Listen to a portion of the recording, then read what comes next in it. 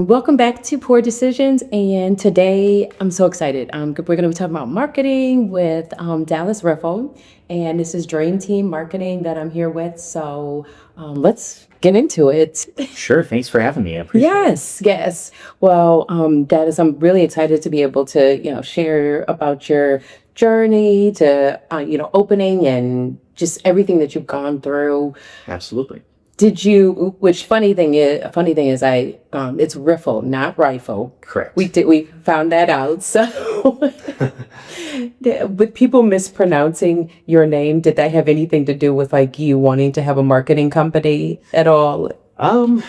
Not really, but Okay. it's a very common mispronunciation. Yeah. When I was a kid, names weren't nearly as varied as they are now. Now it's creative, like my gosh. overall. So back then, my name was a little bit out of the ordinary. Oh yes. Dallas and Riffle was not quite a common last name either. And man, kids were just relentless with that. You're from Texas, Dallas. Oh, or right. Ruffle potato chips, Riffle potato chips. That was what I got a lot in school.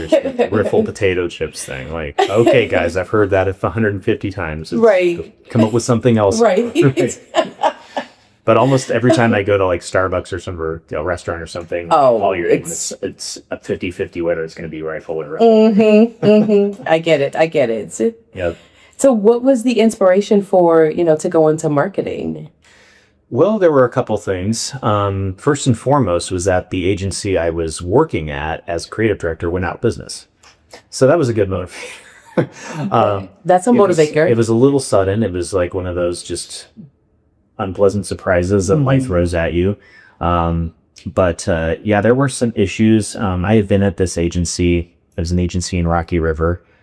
Small independent agency. I had been there for about 8 years, and unbeknownst to me, there were some financial issues. Okay. I guess I can put it that way. It's been a long time since this company existed, but I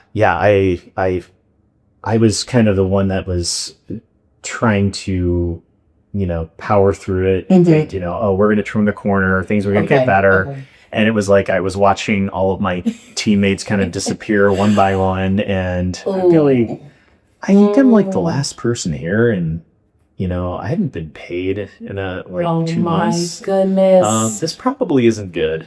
And So you knew, like, there were signs that there were definite signs, and you were ignoring them. I was ignorant. Yeah, I was young, and I just, it was one of those things where I was hoping to someday, maybe take over that agency.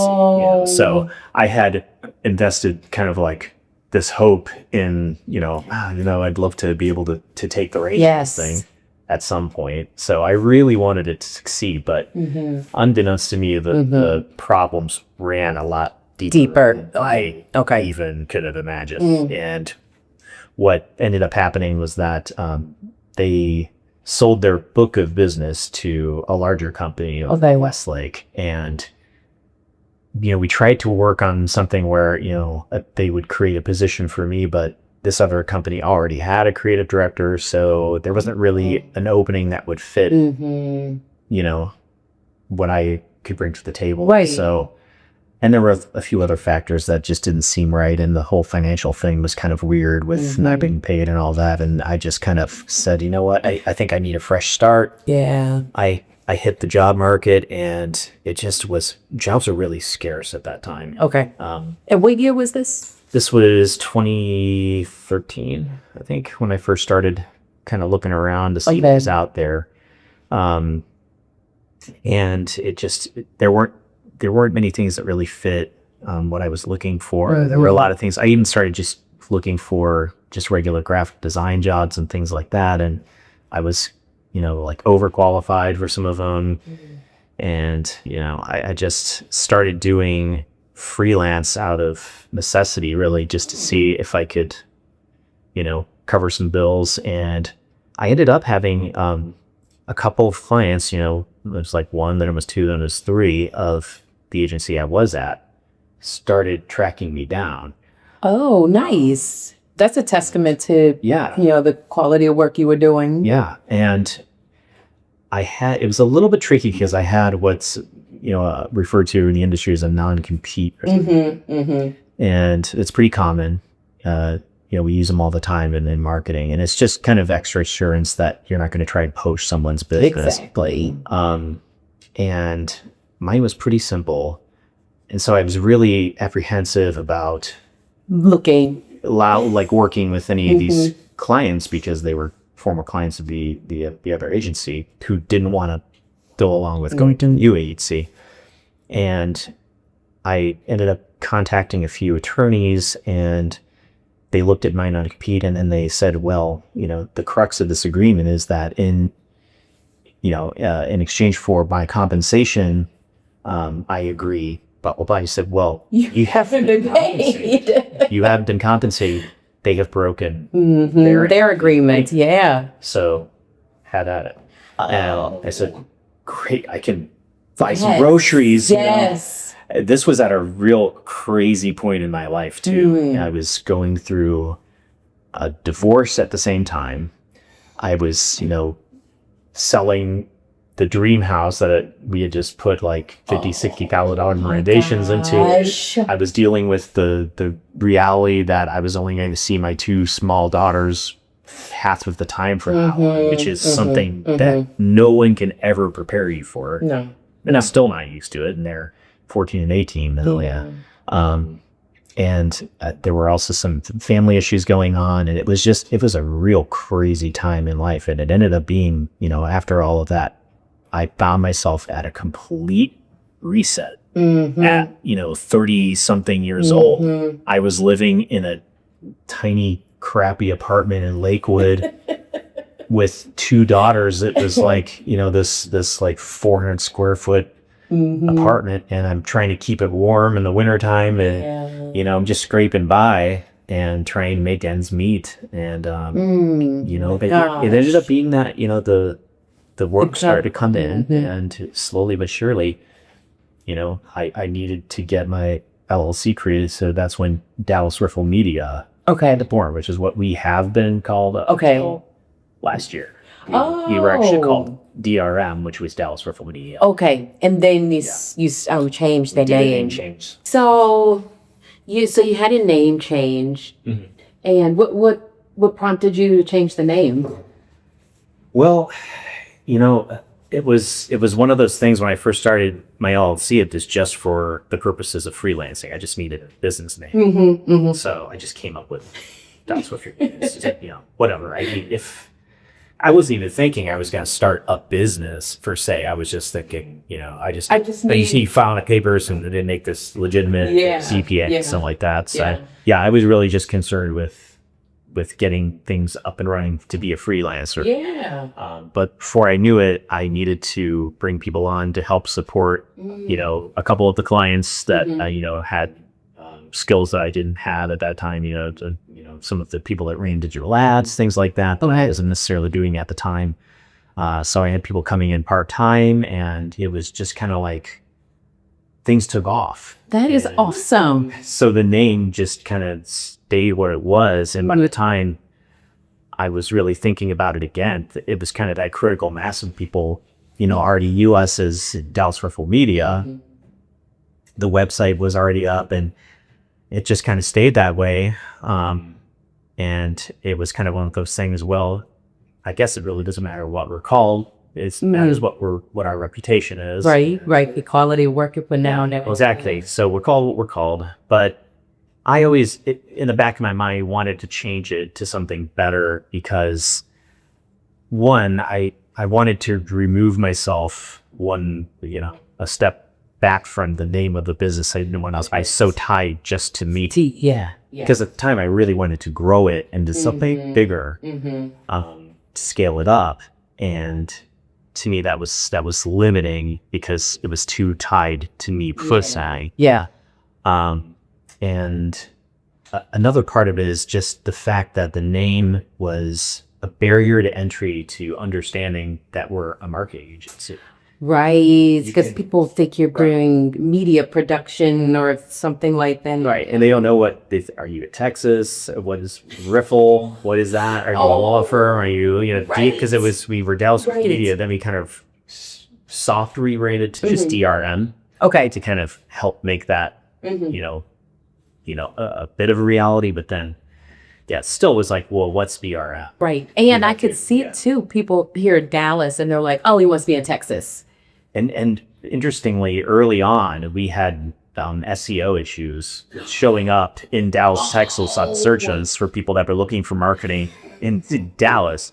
So yeah, it was an interesting situation. But I finally, we had been using the hashtag Dream Team marketing for a while because the D, R, and M, we kind of like work that into Dream Team. And so I started thinking about it. I was like, that could be a really great transition from DRM to Dream Team because, we're already using that language in our own marketing. It's a great name. Yeah. And, if I can get that URL, right, I think it makes a lot of sense. It could accomplish a lot. So I actually looked into it. There were no other companies using the name Dream Team Marketing in Ohio. There was one that had been using it, but they had let the registration of that name lapse in like 2013 or 2014. Okay. And then the URL was for sale. Someone had it, but they were selling it. And I was able to get it for a surprisingly reasonable price. So I grabbed that and I said, I need to make this happen. I'm going to sponsor a marketing or a networking event. Okay. It's coming up. Okay. So I sponsored the event. I said, okay, I'm giving you this logo. It's going to be sponsored by Dream Team Marketing. So I've got to have my stuff together before this happens. Yes. August of 2025 was the deadline. I needed to have everything ready to go. I got the mugs. I got everything. I got the website switched over. And it was actually a pretty seamless transition. The logo was really, I made it look very similar to the previous logo. All three kind of stay the same. So really flowed pretty naturally. Yeah. And I feel a lot better about it because I feel like it now who we are from the minute you see the name. You understand we're a marketing agency. Right. It's very clear. And those are all some really good lessons, just for business purposes.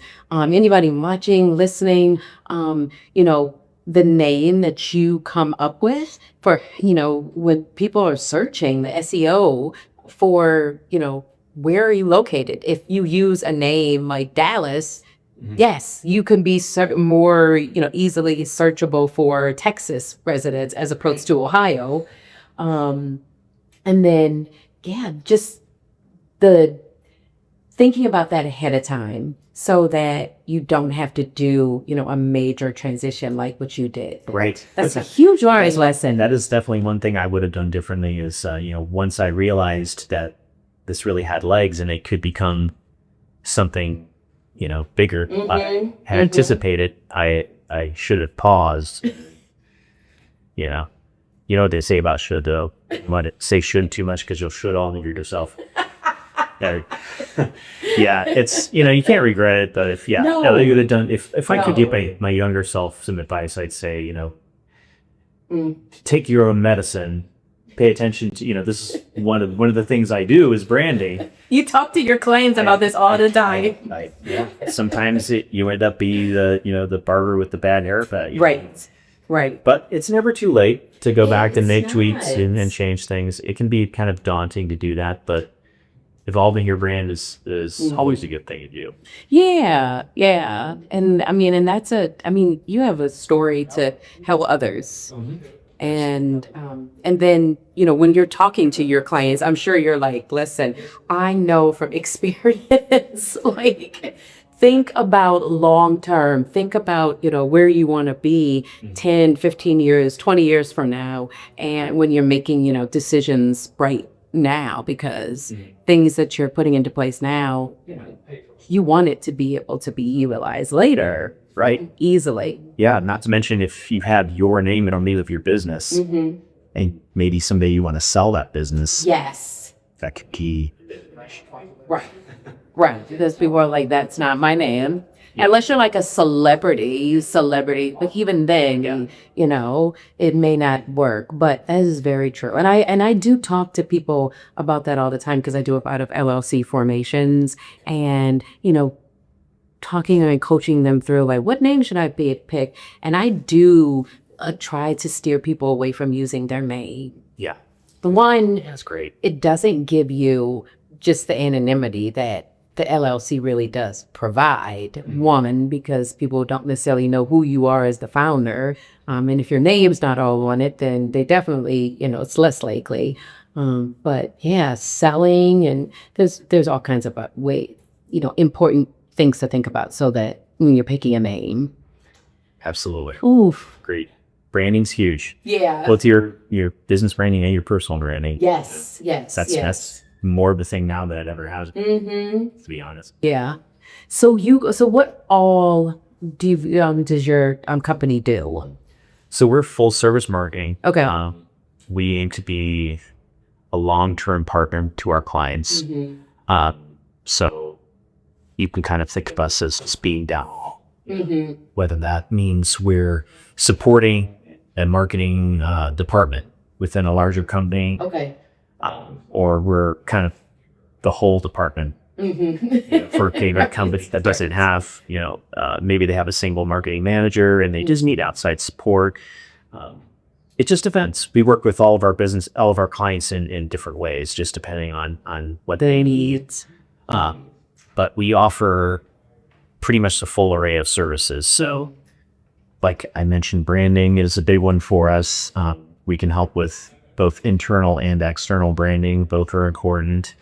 And that's not only just, a logo or a main or visual part brand, but it's your value proposition, your elevator pitch, your vision values, all of those things, your voice and tone. How do you sound to your clients? How do you sound internally? What do you sound like in your marketing? If your brand was a celebrity, who would be, those sorts of fun questions. Yeah. Important things to think about because you're trying to figure out like who's your clientele and how do you market to them. Right. Absolutely. That's part of the branding documents that we create is, profiling your clients. Yeah. And it more often than not, a company will have multiple, audiences. And so we need to learn the idiosyncrasies of every market and every potential client group that brand might appeal to. Okay. And so we dive in, it's one of the things we like to think of ourselves as a differentiator in that way. We jump in, we really get to know the brain DNA, you always call it, for our clients. So we understand then to the nth degree what their origin story is, what makes them unique, what their passions are. You get to know people behind your brand to a level that lets us really nail that voice and tone. It does take time for us to learn. That is up the flagpole, but in the end, if you can map everything back to that DNA document, then you're going to hit the mark a little more often with your messaging. Yeah. Super important. So branding is big. We do traditional advertising, so that could be print advertising, brochures, collateral, things like that. We develop websites. We develop apps.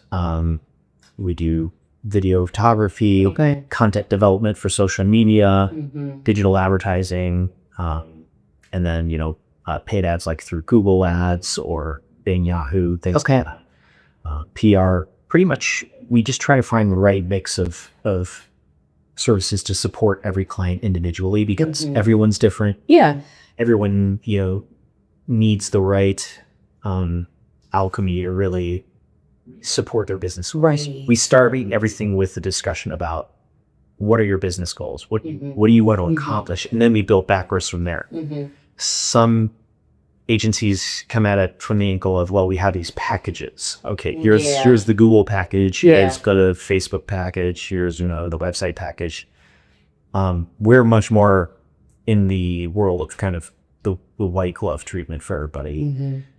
Every brand is it's the snowflake thing. It's every arena is very Different. different, and it's going to take something different and the right mix of those things that were to accomplish your business goals. So we had those discussions. So there's a lot of detail-oriented conversations that are involved in our onboarding for our clients. It's really looking at the 360 view, Yeah. understanding where you came from, so that we can really, speak on behalf of you, because that's what it is, and then where you would go, and then starting those projects together so that you make sure that it's a good fit for us, it's a good fit for you. Right. Client. Right. Oh no, we want you to be comfortable working with us, and then figuring out what works.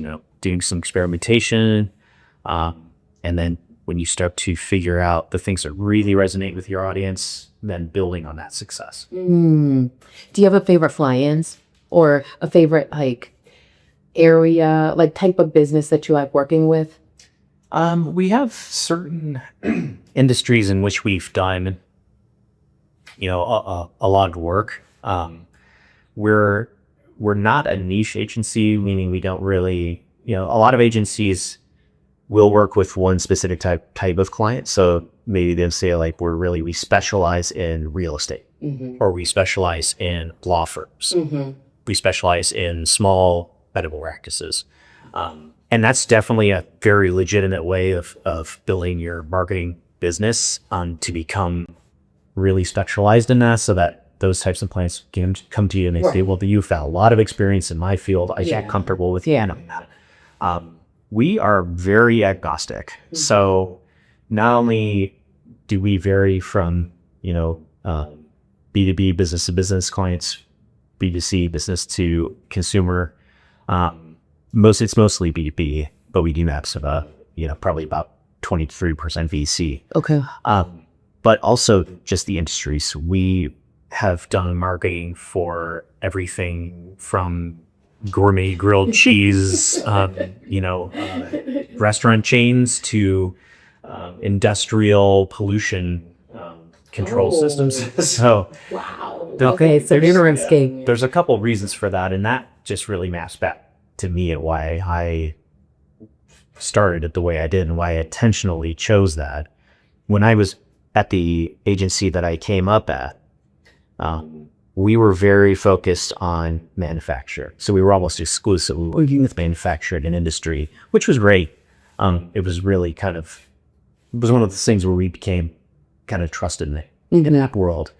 But it got kind of boring. I was, doing the same type of marketing every single day. It's learning that, hey, there's magic in marketing that's applicable to any industry. It really comes down to that. And that's where we kind of focus, is that, if we can accomplish what I kind of talked about when I'm speaking about branding, with getting to know you, getting to know your industry, and then getting to know who your audiences are, then we can plug that magic in. It's just figuring out the chemistry there. So for me, it was keeping it fun, because I get just as excited about working with, an indoor go-karting place as I do, a precision drill company. It's just Right. It's just as fun for me to figure out what that message is that connects them to their audience. We can make a 5-axis machining center look sexy to an engineer, just like a gourmet meal looks sexy to a hungry person. Right. There's ways to do it, and that's where the real magic in market is. Yeah, because if you can do that, no matter who the client is, that's it right there. Yeah, absolutely. Oh, and that's the other cool. part of it is that when you are a little more diverse in the industries that you're working with, that's also, from a financial aspect, that can be a little bit more security for you. Yeah, because you can bounce around to a lot of different industries. Strange things happen in the economy, as we know. And, if one industry is affected in a certain way, maybe they start to cut back. And then you're like, that's okay because we can work with all of these different industries. Exactly. The line that they pick up, and that's Yeah. how 2008 happened when I was at that agency, and it was a scary time, and we all ended up having to take like a 20% pay cut temporarily just to stay rock and ride, because business dropped off so hard during that when that bubble burst. And then sure enough, when I approached filling out our book of business the way I did, when the pandemic hit it, all of our service industry clients went basically dark, but our logistics clients they shot up. exploded. Exactly. So we were able to actually grow in the face of all that, post 2020. It's awesome. It was kind of interesting that the Yeah. Yeah. Now we were affected later, kind of delayed effect, but it was interesting the way that it rolled out and affected every business differently, including us. How did you, I know when you said when you first started, you were able to kind of like scale pretty quickly. How did you keep scaling, like in get employees and all, or do you do independent contractors? So the way that I originally envisioned the business is that I wanted to grow it to kind of a larger boutique-ish agency. So my goal was to be at around 25 to 30 employees. Okay. And I wanted to have like a cool building, and sort of make it like a mecca for, talent to, be attracted to go there, and All things marketing. Yeah, exactly. I wanted to be kind of a no name for, great creative, and I had an idea of like how much revenue I wanted us to do, and it was really just at that point my goals for the company were very just passion based. I would say it's just like, I just want to accomplish this. I want to build something great. Yeah. It wasn't really, I wasn't thinking about a light business person. So, I really pushed to grow the company by just building a team. And, at first it started happening just because I needed people to pull off the work. So, I was using people part-time at first, then they became full-time. It was 3 people, it's 5 people. Eventually it ended up, at like 11 or 12 people in our biggest. Oh, that's awesome.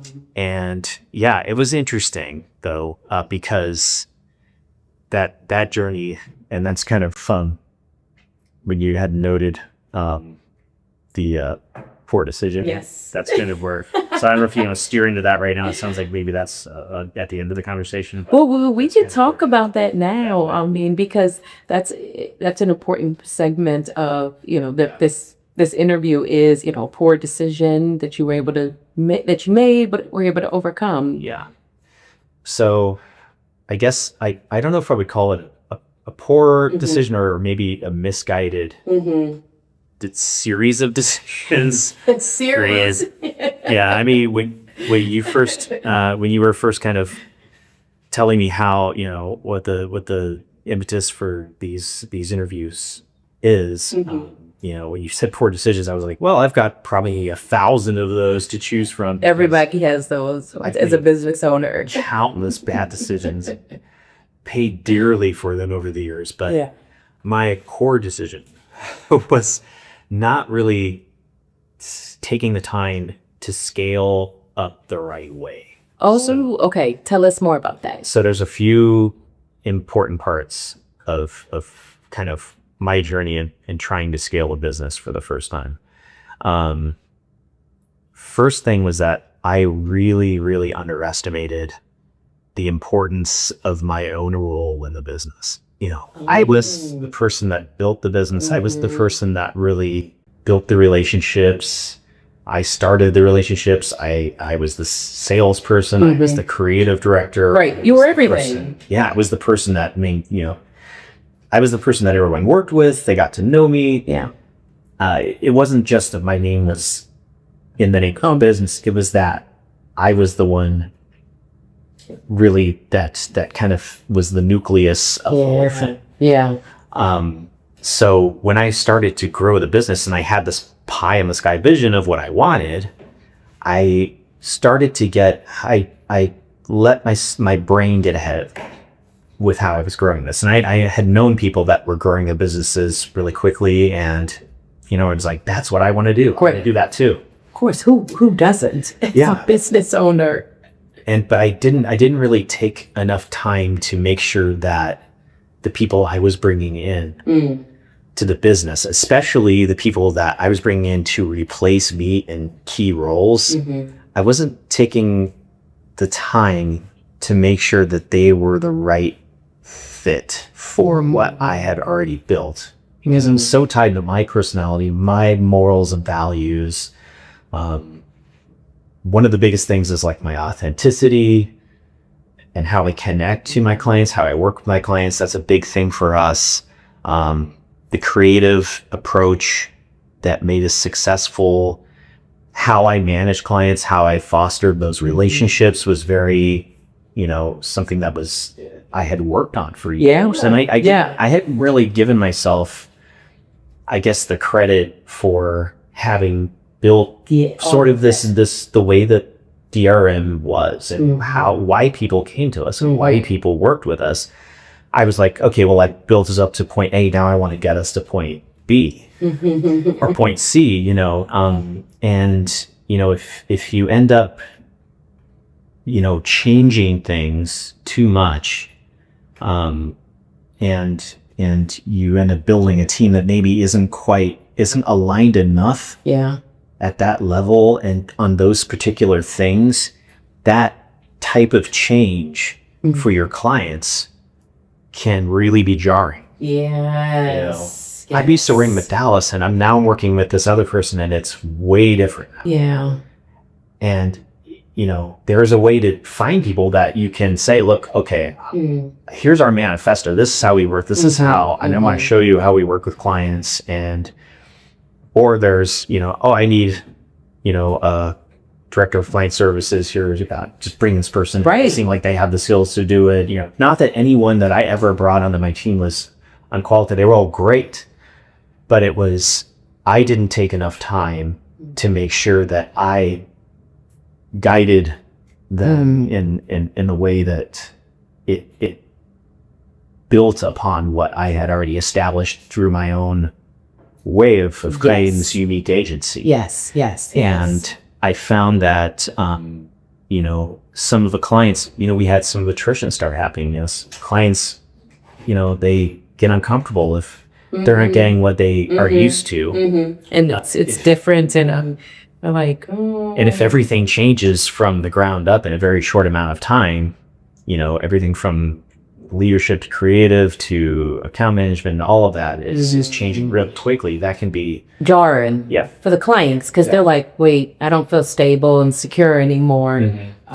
They feel like maybe they're not as important, or they wonder why, why are they changing the way that they work with us? I liked Dallas' style, the way it was. Exactly. So there was that part of it that I underestimated how important it is to make sure that you build your team in a way that's a natural extension of you, or the way that you've found success for the company from the very beginning.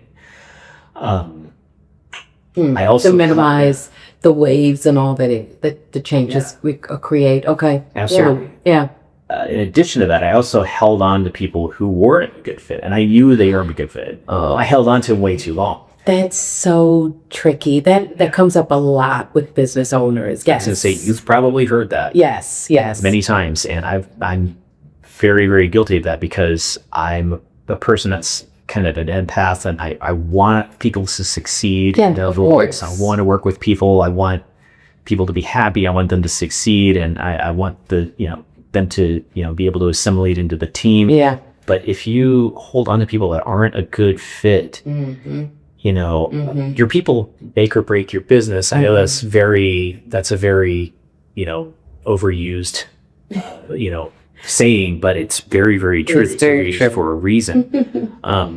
And as a matter of fact, not only can it affect your client retention, but it can end up being absolutely toxic inside of your own organization. Yes. You know, if the wrong person is in there, it can spread like wildfire. You know, some negative things. You know, we had that happen a couple times because I wasn't fast enough to fire.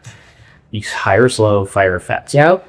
You know, that's something I learned over and over again through experience, but also one of the things that in 10,000 Small Businesses. Yes. Which I recommend anybody out there, please consider applying for 10,000 Small Businesses. Yes, I have to do my job as an ambassador. I know. We both had the opportunity to go through the Goldman Sachs program, and it was amazing. Yeah. And that's how we connected too. So, but yes, hire slow, fire fast. One of my mentor in 10,000 Small Businesses, Steve Siniscali, retired business banker. So he's no longer in program, he retired, but he gave me one of the best sayings when it comes to decision making. He said, "The road to success is paved with flat squirrels." What? Because you see a squirrel and they get, well, what am I doing? I have to take too long to make a decision, you know? Oh, wow. So the ones that aren't flat are the ones that succeed, but you'll see a lot of flat ones along the way. Absolutely. Run over by just how brutal business can be. Right. So that's another thing. So make decisions quicker. And, you know, another thing was I was definitely worried about correcting a ratio between big accounts, small accounts. That ratio is so important to have balance. If you have, say, and this was a situation we found ourselves in, like 3 big clients that hold 70% of your business, 70% of your revenue. And then everybody else, you know, there's like 18 clients that are like 30% of your revenue. Right. That's a bad thing. That's a really bad thing. Because if you lose that big clients, like that's a huge revenue loss. Or you lose more than one, which is something that happened to us, and which was what kind of helped kick me in the butt and precipitated another massive change to the business. Okay. And you know, that can happen. It can. Blink of an eye. That, you know, we have our biggest client went bankrupt. And oh no! Not only was that a massive loss in revenue, but also, you know, when bankruptcy happens, they don't have to pay the creditors. No, and especially if you're an unsecured creditor, which we're at the bottom of the barrel. That's something that a lot of people don't realize, among other things. And that's definitely something I wish I would have known more about going into it and protected myself more from. Oh my gosh! So you bill people and then you do the work and then they pay you, or some things are billed in advance, some are billed in arrears, but don't let your clients get too far behind. They're, you know, you gotta stand up for yourself and not let them build up too much, no matter how much you like them. The business is business. So yeah, it was a massive hit. And then another common scenario is that someone will come in and take over a company, and then it's just bloodshed because they have all their own vendors that they want to use, and so they get rid of everyone else gets their pink slips, and you know, you just find out one day, which was another one of those 3, and this was within 6 months. Oh, you're like, no, we can't take another hit. Right. And so this was coming off of our best year ever, which was 2022. It was like a roller coaster going into 2023. It was like best to worst kind of a scenario. It was crazy. Like, you know, at our vanity best, you know, the most people, the highest revenue, I was absolutely miserable. It was really strange. It was a really strange position to be in, to be something that looks that great for the outside, that I couldn't even sleep at night. Oh man. It was just, I wasn't even getting paid. I was wondering, how am I going to cover payroll? You know, it was terror. It was really terrible, but I said, I had to come to an epiphany, and just say, look, either I need to close this thing down because I'm not going to run myself into the ground and just let my entire nest egg go away and come out of this whole, at that point, 9 or 10 year journey and be in the net negative. No way. I can't do that. No. So I had to make the decision, and I said, I can see these headwinds. I've been through I've been doing this for 25 years. I've been in marketing since 1999. And, I've been through a lot of changes, from desktop publishing through, the internet, through e-commerce, all these different things that have changed our industry over and over and over again and upset everything over and over again. And, AI obviously is a giant wave of change. Right. That's going to change it like nothing else ever has. And just all of the factors, my spidey senses are pretty good. And, I started to say, look, I don't think in a couple of years here that the medium size, like what my vision was for this company, is not going to be a viable thing anymore. Really? I think it's going to be the ad comms, these bigger companies that have, over 100 people or more. They're safe. The individuals that are just kind of the bespoke thing, that are, change quick, that don't have the overhead, they're going to be okay because they can change quickly. But Kevin O'Leary from Shark Tank, were you at this? Yes. One of the things he said, any business between $1 and $5 million is nothing but pain and suffering. And he's absolutely correct. We were in that range, and it was nothing but pain and suffering. He's absolutely right.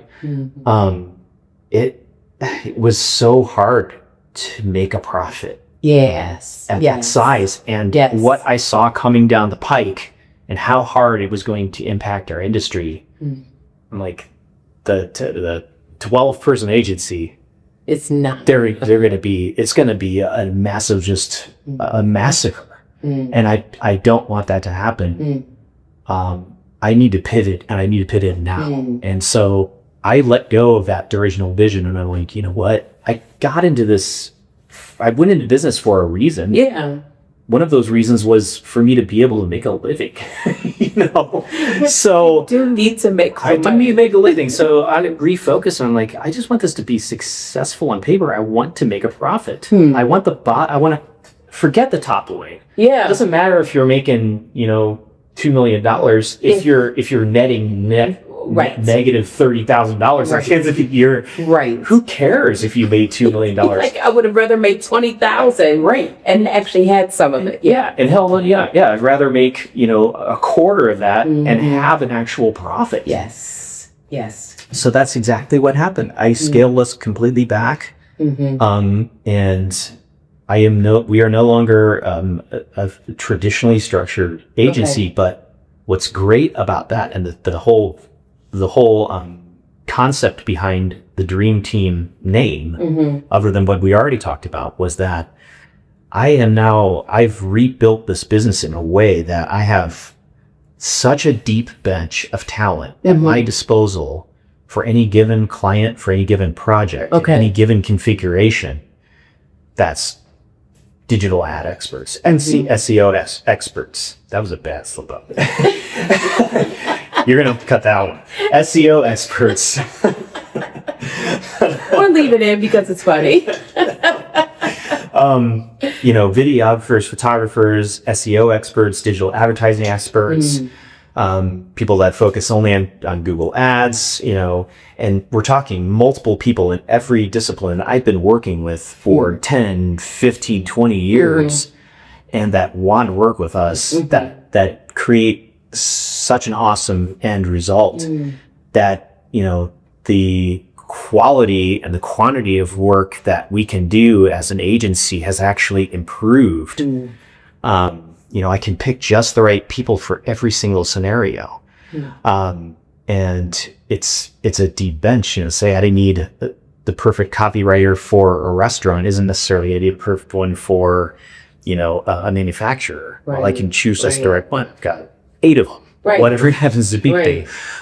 Just the right designer for a particular, traditional ad campaign, or just the right web development partner, depending on what a website needs to do as far as its functionality goes. So it's a really great scenario for us as far as how the business is structured, because it's way more financially viable and financially responsible. We've kept the value great for our clients. The pricing is still extremely competitive in the world of marketing, and it's just a great value. But at the end of the day, too, nothing has changed for our clients. They're still taken care of. It's seamless. I'm their point of contact. I'm taking care of everybody. And I'm scaling the business back up in a way that's sustainable and scalable. So it's not a scenario anymore where there's the 100-pound gorilla, that client, and it's an offsetting, everybody else. It's that I'm being very intentional about how I'm working. I want to work with small to medium-sized businesses here in Northeast Ohio that want to grow their business, and that, want to work with us on an ongoing basis. So that's my goal, is really to work with those businesses, and not necessarily chasing these, $500,000 clients. Or it's just, hey, let's build your business up. This is what I love to do. I love building businesses, in a creative way. So and the marketing component is so important, and especially I know talking to a lot of small business owners, the marketing, they're like, I want to be able to have it, but I may not be able to afford it and all. So the fact that you're even able to work with smaller businesses too helps out. And on the other end of things, I'm exponentially happier. Gosh. Now, I can sleep at night. I'm back in the driver's seat. I don't have to worry about the X factors of, what's going to go wrong. I mean, there's always those, but it's happening in real time. I'm leveraging all the years of experience I have in this industry. I've seen a lot. Oh, yeah. Seen a lot. You've experienced a lot. I've experienced a lot. There's been highs, there's been lows, but, now it's like, okay, I think I've made the changes I need to make with the brand itself. And now, we've survived that crazy period. And now I'm bringing it home. I'm doing these fundamental things that are going to allow the business to scale and flourish in a way that is sustainable. Right. Right. Yeah. Because even like you said, if you have one good year and then you have, a few that are bad, it overshadows that one good year. So you want consistency. Like, let's make this consistent so that like you can sleep at night knowing that I can pay my employees or independent contractors or whoever, and I can pay myself and buy food and right. That's important. Yes. Go and take a trip, buy a car, whatever. The only last question that I have for you, and then we'll toast, is just if you had any legal, I know you talked about the non-competes that you experienced, but was there another legal issue that you encountered? From a legal standpoint, that's so important for all businesses to be thinking about from the very beginning. I would agree with that. Yes, from the very beginning. Because there are endless things that could go wrong, and they will at some point when you least expect it. One thing I wish is that I would have known just how commonplace it is to have to, unfortunately, take partners to court to get them to pay what they owe you. Sometimes it's happened. It just happens when you least expect it. It will be just out of the blue. Someone just decides they're not going to pay you. Right. You have to have a way to recoup that money. Unfortunately, it's just a fact. It's one of those things with doing business, is that situation is going to happen at some point. And if you're not prepared for it, you're going to lose out on that money. Right. So do you have contracts that you with all of your clients? Yes. Yeah. And that's one of those things. Have strong terms and conditions, have strong contracts with your clients, contracts with your employees, contracts Yes. with everybody. You got a contract. Everybody gets the contract. Yeah.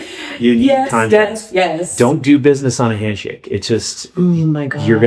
you're gonna regret it. I say that all the time. It doesn't matter if they're friends, family, Yeah. whatever. But yeah, because the contracts are there, and when something goes wrong, you don't think that it's going to go wrong at the beginning because everyone's happy and everything. But if something does, then you have at least that to fall back on now. I mean, obviously, you still may have to go to court and all of that, but at least you have some added protection. So I'm glad that you do have those in place. I hate that you had to take them to court, but Sometimes it's just a necessity. It's part of doing business. It's not a pleasant one, but it's part of it. yeah. And it's really helped me out that we have those in place. And I'm actually going through the process right now, working with my business attorney to refresh all of them. Good. And any other things that are in there that needed to be refreshed. Yep. So that's definitely a big one.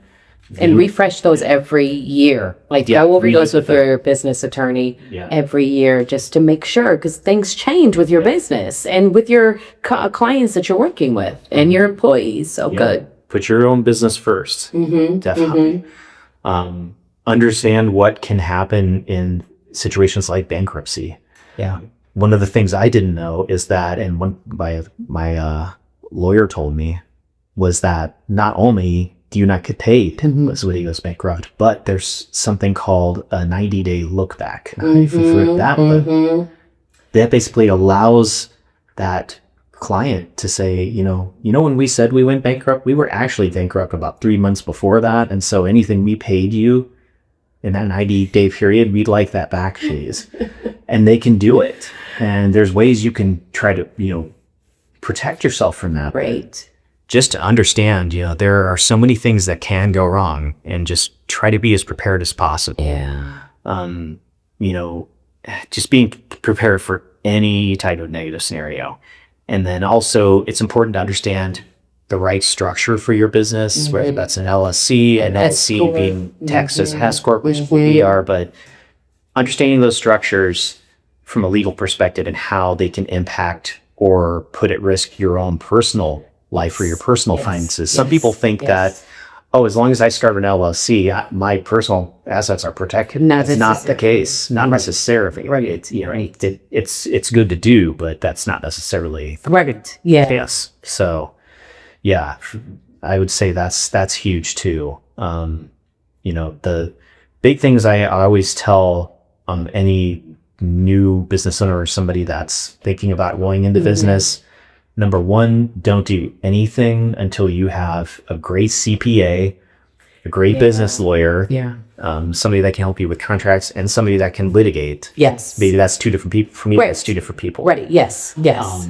And a watertight insurance package. And that's another thing you should be reviewing every single year, because it's something that is so nuanced and so complex, and work with a great insurance provider to re-up that every year. The second thing is find mentors that will get it to you straight, that have done it and seen it all and are grizzled people in your industry. And then also spend time with other small business owners, because literally nobody on earth can understand what you're going through except another small business owner. Right. Your spouse can't understand it. Your friends can't understand if they're getting a W-2 and going to work, it's a completely different mindset and just interaction with people, and everything is just so different. You're like, I don't just automatically get paid. Right. So my thought process is a lot different than someone that just goes to work and knows certainty, like, okay, I get a paycheck every 2 weeks, that kind of thing. Absolutely. Yes. Yeah. You have lives that you're taking care of. You're like, my business, has to pay these employees that have families and responsibilities. And if people like to say those things like, oh, you're your own boss. No, I went from having one boss to having 100 bosses. Right. That whole thing, that's a complete fallacy. That's not true. It is. You have endless bosses when you own your own business. You have more. Yeah, Right. Yeah. And people say, oh, you have freedom. You have no. You're working 24 hours a day. This is all pie at the sky stuff. People think when they start a business, that's what's going to happen. It's not what's going to happen. I hate to break it to you, but there's a lot of pain and suffering in owning a business. There's, like I said, there's highs, there's wins. Yes. Celebrate your wins because, It's the so next important day to do that. you could be crying in the corner with a bottle of wine and you just celebrate the wins. Yeah. Celebrate the wins, and you have had a lot, and there are a lot of like learning lessons, and you're thriving, and you have an amazing company. So yeah, Thank you. yes, and we need to toast to that. Absolutely. That's Toast good. to the wins and the kind of reporting to good decisions, Good good business decisions. Yeah, trying to learn from your mistakes and do your Right. best to make good decisions moving forward. Right. Absolutely. Absolutely. I love it. Dallas, it has been such a pleasure. Absolutely. Thank you so much for having me. Thank you. Cheers. Cheers.